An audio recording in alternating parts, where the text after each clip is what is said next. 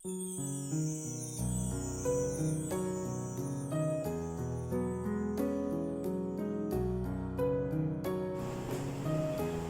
niyo po ako sa pagbasa ng ating batayang teksto sa gabing ito na matatagpuan po sa Bagong Tipan sa Aklat ni Apostol Juan, Kabanata 10, mga talata 1 hanggang 11 na ganito ang sinasabi. Ang pastol at ang kanyang mga tupa. Tandaan ninyo ito, ang pumapasok sa kulungan ng mga tupa nang hindi sa pinto nagdaraan, kundi umaakyat sa di dapat pagdaanan, ay magnanakaw at tulisan. Ngunit ang nagdaraan sa pintuan ay siyang pastol ng mga tupa. Pinapapasok siya ng bantay pinto at pinakikinggan ng mga tupa ang kanyang tinig. Tinatawag niya ang kanyang mga tupa sa kani-kanilang pangalan at inilalabas sa kulungan. Kapag nailabas na, siya'y nangunguna sa kanila at sumusunod naman ang mga tupa, sapagkat nakikilala nila ang kanyang tinig. Hindi sila sumusunod sa iba, bagkus pangay patakbong lumalayo, sapagkat hindi nila nakikilala ang kanyang tinig. Sinabi ni Jesus ang talinghagang ito, ngunit hindi nila naunawaan ang ibig niyang sabihin. Kaya't muling sinabi ni Jesus, tandaan ninyo, ako ang pintuang dinaraanan ng mga tupa.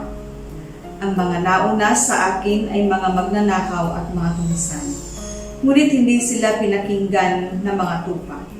Ako ang pintuan, ang sinumang pumapasok sa pamamagitan ko'y maliligtas. Papasok siya at lalabas at makatatagpo ng pastulan. Kaya lamang pupunta rito ang magnanakaw ay upang magnakaw, pumatay at magwasak. Naparito ako upang ang mga tupay magkaroon ng buhay, isang buhay na ganap at kasiya-siya. Tayo po ay pinagpala ng Panginoon sa pagkabasa at pagkarinig ng kanyang banal na salita. Mga kapatid, mapagpala pong gabi ng Miyerkules sa inyong lahat. Nakakamiss na po ang sama-samang pananambahan ng midweek. Naumpisahan po natin dito noon, ngunit ilang beses lamang tayo nakapagsagawa at heto na naman tayo, babalik tayo sa online midweek service natin. Kaya sa pamamagitan po dito mga kapatid, sa ganitong pamamaraan, ay patuloy po nating matutugunan ang pangangailangang espiritual ng bawat isa. Nawa po ang bawat pagninilay-nilay at mensahe ay makatulong sa bawat isa na lalong mapalapit tayo sa ating Panginoon. Mapatatag pa ang ating relasyon sa Kanya, sa ating pamilya, at mapatibay ang ating pananampalataya habang tayo po ay naglalakbay sa pandemyang COVID-19 at naglalakbay sa pabago-bagong panahon. Inaanyayahan ko po kayo mga kapatid na sama-sama nating pagnilayan ang mensahe at hamon sa gabi ito. Si Jesus po ang isinugo ng Diyos Ama bilang mabuting pastol. Kaya ang pamagat po ng mensahe o pagninilay-nilay sa gabi ito ay pinamagatan ko ang mabuting pastol. Isinasaad po sa Lumang Tipan sa Aklat ni Ezekiel, chapter 34, verse 23. Itinatalaga ko sa kanila ang isang hari, tulad ng lingkod kong si David. Siya ang magiging pastol nila. Ang itinatalaga ng Diyos Ama na hari ay walang iba kundi ang ating Panginoong Jesus. Taglay niya ang katangian ng isang mabuting pastol. May dalawa pong napaka-powerful na description mula sa banal na kasulatan ang tungkol sa Diyos na nagpapakita ng kanyang espesyal na pagtingin sa tao. Una, ang Diyos bilang isang ama. Pangalawa, ang Diyos bilang isang pastol. At bilang isang ama, tayo po ang kanyang mga minamahal na anak. Para po yan sa mga ama ng tahanan. Kapag sinabing ama ng tahanan, minamahal niya ang kanyang mga anak, inaaruga niya ang kanyang mga anak, pinoprovide niya ang pangailangan ng kanyang mga anak, at hindi lang mga anak, kundi ang kanyang buong pamilya. Pinoprotektahan niya pa ito. At bilang isa namang pong pastol, tayo po ang kanyang mga tupa. Bakit nga ba tinatawag na mabuting pastor? Ano-ano nga po ba yung mga katangian na taglay niya? Ano-ano po yung mga konkretong pagpapahayag ng kanyang kabutihan? At batay po sa ating batayang teksto sa gabing ito, 3 ang katangian ng mabuting pastor. Una, nakikilala ang mga tupa o kilala niya ang kanyang mga tupa. Pangalawa ay nagmamalasakit. At pangatlo, nagsasakripisyo para sa mga tao. Sa Palestina po ay maraming tupa. Ang pagpapastol po ay isang karaniwang gawain po nila. Sa paggamit po ng ordinaryong sitwasyon na nauunawaan na nakikinig, ay muli pong inihayag ng ating Panginoon Hesus ang kanyang mensahe na siya mismo ang mabuting pastol na nagtataglay ng 3 katangian. So una po, atin pong pagninilayan, kilala ng pastol ang kanyang mga tupa. So alam po niya na may nawawalang tupa sa kanyang kawan kapag ito ay mayroong missing. Kung kaya't maaari siyang pumasok sa pinto at siya rin ang bantay, the doorkeeper na tinatawag. Ganyan po tayo nakikilala ng ating Panginoon Hesus. Alam niya ang ating pangalan at nilalaman ng ating mga pagkatao. Walang nalilihim sa Kanya. Bilang kanyang mga tupa, alam niya ang ating kalagayan at may malasakit siya. At ganoon po yung mga mabubuting pastor. Kapag nakikita po nila yung kanilang kawan, yung mga tupa, nakikita nila kaagad kung mayroong may dinaramdam ang isang tupa, nakikita nila kaagad kapag mayroong nawawalang tupa, nakikita nila kaagad kung ano ang kalagayan ng kanilang mga tupa. Kaya't sila po ay laging nakamasid, hindi pwedeng mawala sa kanilang paningin ang kanilang mga tupa. Mula po sa kanyang paglikha, hindi natatapos doon ang paglikha ng Diyos sa buhay ng tao at sa buhay po ng kanyang buong sanglikha. Kailanmay hindi niya po tayo iniiwan at pinababayaan man sa dilim. Siyang manilikha at manunubos natin. Nais po ni Jesus na maitatag natin ang malapit na relasyon natin sa Kanya at maraming pagkakataon sa buhay natin na siya nagbibigay ng pagkakataon upang tayo rin ay makalapit sa Kanya. Nais niyang ituring natin siyang kaibigan at nais nang tayo'y maging tagasunod at alagad niyang hahayo para sa misyon na Kanyang ipinagkatiwala o iniwan sa atin upang magpatuloy ito at may sakatuparan ang Kanyang layunin para sa lahat, para sa isang buhay na ganap at kasiyasiya. Yung pangalawa po na punto ay may malasakit sa Kanyang mga tupa. Nangangalaga siya sa diwa ng pag-ibig. Di ba po kapag nangangalaga ka, kailangan may pagmamahal. Hindi pwedeng ikaw ay nangangalaga, hindi pwedeng nagmamalasakit ka na wala ka namang pagmamahal. Hindi pwedeng pinapakita mo lang yun sa gawa, panlabas lamang pero wala sa iyong puso. Hindi ito trabaho lamang na kagaya po ng mga upahan. Siya po ay may tunay na pagkalinga. Mahal niya ang kanyang kawan. Pinapangunahan niya tayo upang makamit natin na ang tagumpay at makabuluhang buhay na kasama siya. Nagmamalasakit siya sa ating mga kapakanan, sa ating mga kagalingan, sa ating kaligtasan. Ang mga katuruan po at mga halimbawa niya ay magsisilbing giya, ito'y kompas natin na magtuturo at magbibigay ng tamang direksyon sa ating paglalakbay, sa ating buhay. Dahil ang tupa ay madaling maligaw, kung kaya't ibinibigay niya sa mga tupa ang kanyang paggiya sa direksyon na dapat niyang tahakin upang hindi ito mapahama. Kaya mapapansin po natin yung mga pastol, yung tungkod po nila, mayroong kawit. So yung kawit na yun po ang pang-guide nila sa kanilang tupa kapag ito nalilihis ng landas, yun ang ikakawit lang na ganoon upang maigiya sila sa tamang direksyon muli. Si Jesus po ang pintuang mahantong sa kaligtasan. Sabi po sa John chapter 10 verse 9, ako ang pintuan. Ang sinumang pumasok sa pamamagitan ko ay maililigtas. Papasok siya at lalabas at makatatagpo ng pastulan.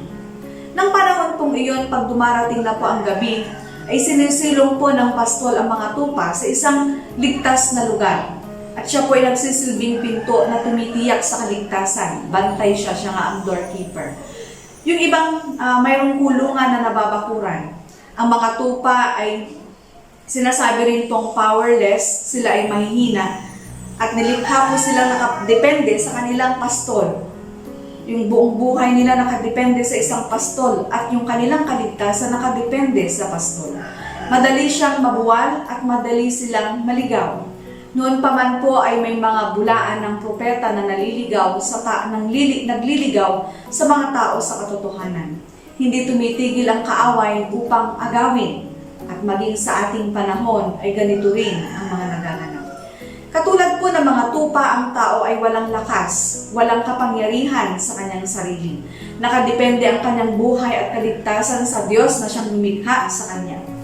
Tanda ito na binibigyan tayo ng proteksyon, maging ang mga tupa, yung isang pastol, binibigyan din niya ng proteksyon ang kanyang mga tupa sa mga kalaban o sa mga mababangis na hayop na maaaring pumasok. At ganito rin ang ginagawa sa atin ng Panginoon. Tinitingnan niya ang ating kaligtasan, kaya tayo ay laging dapat na nakadepende sa Kanya. Pangatlo po, may masakripisyong paglilingkod. Hindi siya mag-aalay ng buhay para ipagtanggol ang kanyang mga tupa kapag ito ay hindi tunay na pastol o hindi mabuting pastol. Ngunit ang isang mabuting pastol ay handa siyang mag-alay ng buhay para ipagtanggol ang kanyang mga tupa.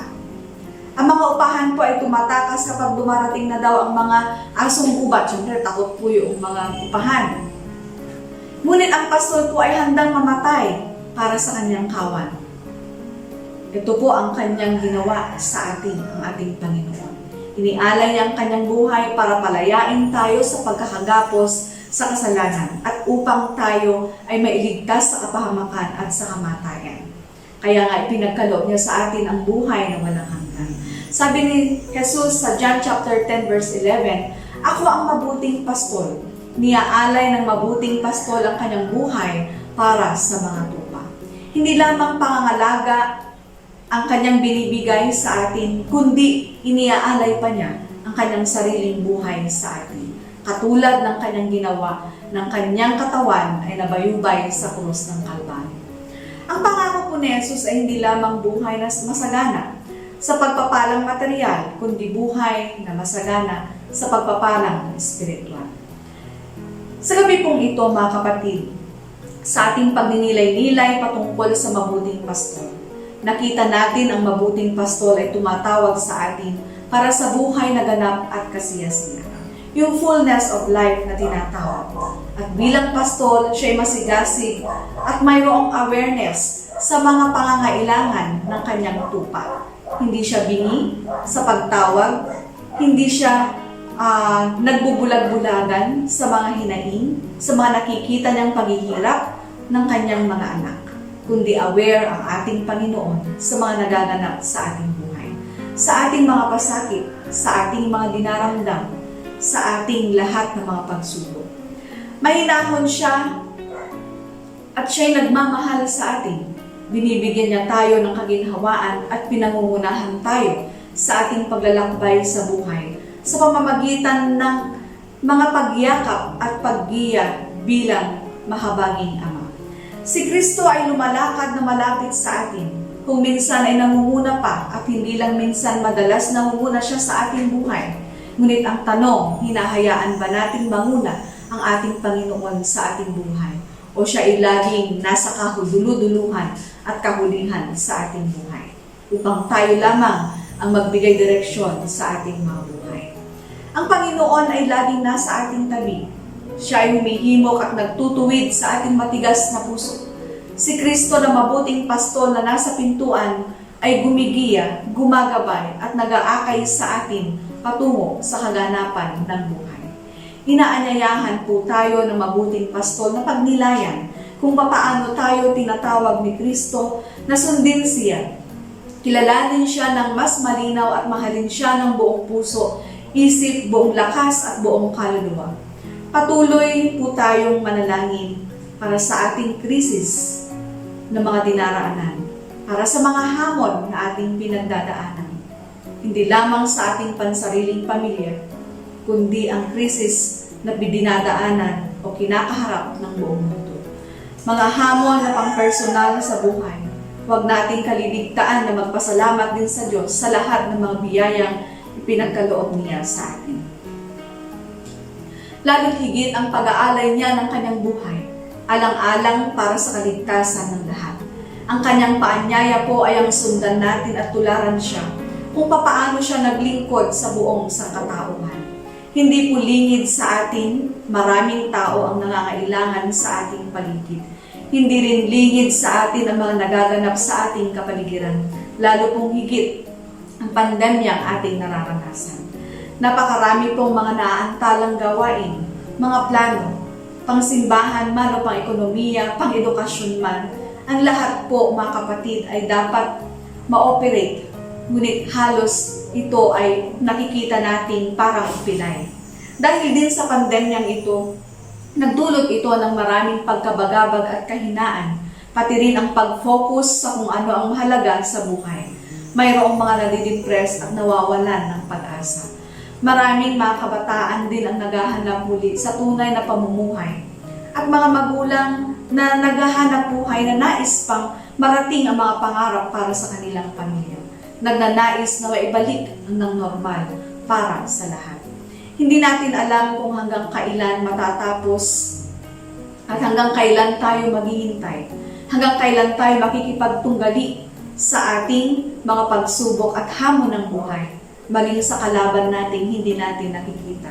Tunay na sa panahon ito, ang mundong ating ginagalawan ay nangangailangan po ng isang mabuting pastol na nagbibigay o magbibigay ng assurance na mayroon tayong kaligtasan, mayroon tayong kapanatagan sa kabila ng lahat, at mayroong kasapatan para sa lahat. Napakaganda nga po yung pantries, mga food pantries ba yun? Napakaganda po yung pinoportray po nila na sana nga sa lahat ng dako po ay maganap ito. Dahil ito po ay magpapakitang mayroon tayong pagmamahal at pagmamalasakit. Ito yung konkretong pagpapakita na mayroon tayong pagmamalasakit para sa bawat isa. Sana nga po ay magawa din ng bawat mga bayan upang sa gayon ito po ay makatugon, kahit kaunti makatugon sa pangangailangan ng bawat isa. At maibsan din yung greediness ng bawat tao. Sabi po ng isang obispo, today we recognize the need of being we to survive COVID-19 and the insufficiency of bring only me. Ayan, tingnan po natin, para makasurvive mga kapatid, kailangan makita natin yung mas malawak sa ating kapaligiran. Hindi lang yung ating sarili ang ating tinitignan na dapat mailigtas, kundi lahat tayo magtutulungan upang makasurvive. Dahil tayo po ay nasa isang challenge, so tayong lahat ay mga survivor. So tingnan po natin kung papaano nga ba tayo makapaglilingkod at kung papaano natin maaabot ang ating kapwa sa bawat kalagayan ng buhay. Hindi lamang po dahil sa pandemya, kundi sa bawat araw. Alam po natin na may iba't iba tayong mga dalahin sa ating mga buhay. Paano nga ba tayo magiging pastol para sa iba? Ibig sabihin, tataglayin din natin ang tatlong katangian ng isang mabuting pastol na binanggit kanina. Meron pong isang kwento. May isa pong lalaki na nagsabing kilalang-kilala daw niya ang kanyang mapapangasawang babae. Mahal na mahal daw niya ito. At habang sila'y kinakasal, bigla naman pong nagkaroon ng hindi kaaya-aya. Bigla pong lumindol. Ang nangyari po, naunang patakbong lumabas ng simbahan ang lalaki at iniwan ang kanyang mapapangasawa. Ganito nga po ba pinapakita ang magiging pastol ng pamilya? Nangiiwan, hindi nagbibigay ng proteksyon sa taong minamahal. Papaano na sa kanyang pamilya kapag nagkaroon sila ng pamilya, maaalagaan pa ang kanyang kaya. Inuuna naman niya ang kanyang sariling iligtas bago ang kanyang mahal sa buhay. Hindi rin po sapat na basta kilalanin lamang si Jesus bilang mabuting pastor. Kailangang maging mabuting tupa rin tayo sa Kanya. Dapat ay nakikilala rin natin ang ating Panginoon. Nakikinig sa Kanyang tinig at sumusunod sa Kanyang tagubilin. Kailangan po rin nating magmalasakit at mag-alay ng buhay para sa ating pagsunod at pananampalataya sa Kanya. Si Jesus ang ating modelo sa pagiging mabuting pastor. Siya na naglaan ng kanyang buhay para sa atin ay nagsasabi sa atin na maging mabuting pastol din tayo sa ating kapwa. Papaano po ba tayo makatutulong sa mga taong nangangailangan? sa mga taong nasa laylay ng lipunan, sa mga taong talagang nangangailangan ng pagkalinga at pagmamahal ng ating Panginoon. Sa ating pong batayang teksto ay makikita natin ang larawan ni Jesus bilang isang mabuting pastor. Siyang mabuting pastor na kilala ng kanyang mga tupa, nakikinig sa kanya at sumusunod sapagkat alam nilang handa siyang mag-alay ng kanyang buhay para sa kanila upang hindi sila mailagay sa anumang kapahamakan. Dito'y makikita natin ang magandang katangian na isang nagnanais na magpastol sa kawan. Ibig sabihin, mayroong katapatan sa paglilingkod, may malasakit at kapakumbabaan, may takot sa Diyos at tumutupad sa kanyang mga utos. Marami na po tayong nakitang leader na matatalino, biyasa sa sistema ng pamumuno, makarisma sa mga tao ikanga, mahusay ng humikayat sa masa. Marami na rin po ang mga nagbitaw ng mga magagandang pangako. Maraming mga plataforma, mga programa kapag sila po ay tatakbo sa panahon ng eleksyon. Lahat po tayo nagnanais din na magkaroon ng mabuting pastol na mamumuno sa ating bansa, sa ating bayan. Marahil ang pag-asa at inaasahang ito ay hindi natin makita sa lahat, bagaman may mga iilan na tunay na tagapaglingkod. Alam po natin at nakikilala natin sila tiyak dahil sa mga social media na ipinapabalita na sila'y mabubuting mga lingkod. At nagpapasalamat po tayo na mayroong mga lingkod na ganito na handa na magsakripisyo at mag-alay ng kanilang buong panahon, kakayahan at buhay para sa lahat. Ngunit patuloy pa rin din po tayong tinatawagan ng Panginoon na manalangin. Ipanalangin natin ang kanilang mga pamumuno upang magabayan sila ng ating Panginoon at mapamunuan nila tayo na mayroong katahimikan at kaayusan. Habang sila'y ating pinapanalangin, gawin din po natin ang ating mga bahagi bilang mga mamamayan. Patuloy po tayong magmalasakit, magpakita tayo ng awat pag-ibig sa ating kapwa. Tandaan natin ang ating pagiging mabuting pastor ay dapat magsimula sa atin kung nais nating maibahagi ang pagiging mabuting pastor sa iba. Ngayon ang hamon po sa ating mga kapatid. Ano yung turning point sa ating mga buhay? Sa pagkarinig natin ng tinig ng ating Panginoon na tumatawag sa atin. Papaano po ba tayo magiging mabuting pastor sa iba? Inaanyayahan po tayo na tumugon para sa kaganapan ng buhay ng buong sanglilikha ng Diyos. Sabi nga po sa isang awitin, nais ko pong i-quote, hanggat may isang nauulila, hanggat may isang nakapiit, may kapansanat na pinsala, naging balot nagkasakit, hanggang may isip at damdaming naghahagilap ng tugon. Hanggat ang kanyang katarungan, pagpapalat, pagmamahal, mangyari sa sandaigdigan, at pangalan niya ay itanghal. Hanggat may luhang papahiring, hanggat may pagkakataon, tayo ay mayroong gagawin, tayo ay mayroong misyon. Ito po yata ay isang awit ni Gary Granada. Hingin po natin mga kapatid ang gabay ng banal na Espiritu. Pakilusin nawa niya tayo upang maging pastol na pinapahayo niya sa iba't ibang dako. Maging buhay nawa tayong saksi sa misyon na ipinagkatiwala sa ating Panginoon. Sa pamamagitan natin at bilang kanyang iglesia, bilang kanyang mga buhay na saksi sa daigdigan upang maibsan ang kabalisahan, kabigatan at kaguluhan sa buong daigdig. Magsisimula po ito sa ating mga kapatid. Maging daluyan nawa tayo ng kapayapaan, pag-ibig, katarungan at pag-asa para sa ating kapwa. Sumaatin ang nabuhay na Kristo sa gitna ng daigdig na puno po ng kasiphayuan, punong-puno ng mga hamon at mga kalungkutan. Naway makatagpo tayo sa ating Panginoon ng kaligtasan, ng kapayapaan, ng kagalakan, sa kabila po ng mga kinakaharap natin iba't ibang hamon ng buhay. Sa pangalan ng Ama, ng Anak, at ng Espiritu Santo. Amen. Samahan po ninyo ako sa panalangin mga kapatid. Panginoon naming Diyos, kami nagpapasalamat sa isang panahong uling binigay mo sa amin upang kami ay makapagsama-sama sa aming mga tahanan. Ikaw ang aming dudulugan, papupurihan at pasasalamatan. At upang kami ay makapagsama-samang, makapagnilay, makapakinig ng iyong mensahe sa buhay. Nawa Panginoon, ang mensaheng aming narinig ay patuloy na magbigay ng hamon at inspirasyon sa amin upang kami rin tulad mo ay maging mabuting pastor para sa iba.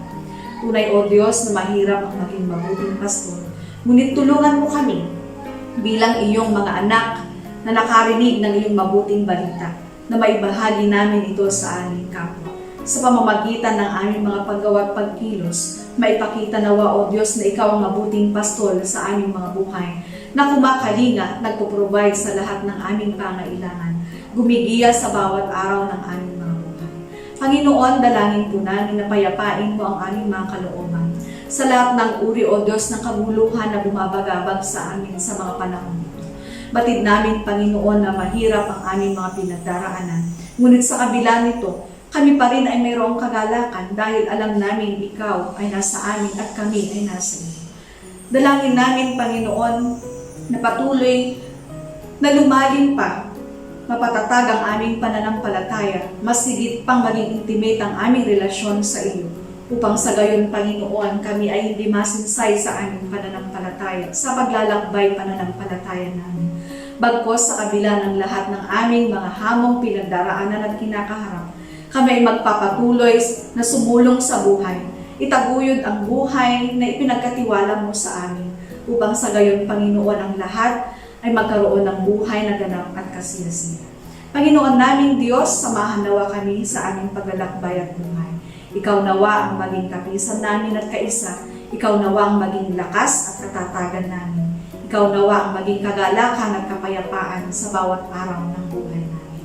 Nakilang Diyos, igawad mo rin sa iyong mga anak ang iyong pagpapala sa pamamagitan ng iyong pamamagitan.